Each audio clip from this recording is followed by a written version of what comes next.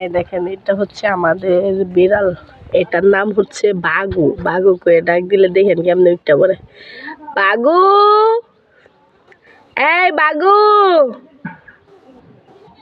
এই দেখেন কেমনে উঠতেছে, দেখছেন দেখছেন, মানে টানা দিতেছে ভাই উঠবো। বাঘু, এই বাঘু, বাঘু, ঘুমাইতেছে কেমনে দেখো, মানে ডাক দিছি একদম মানুষের মতো ঘুমাইতেছে। এই বাঘু, ও মানে কি করবো, আরামে ঘুমটা ভাঙ্গা দিলাম। সরি বাঘু, তোমার ঘুমটা ভেঙে দিয়েছি আমি।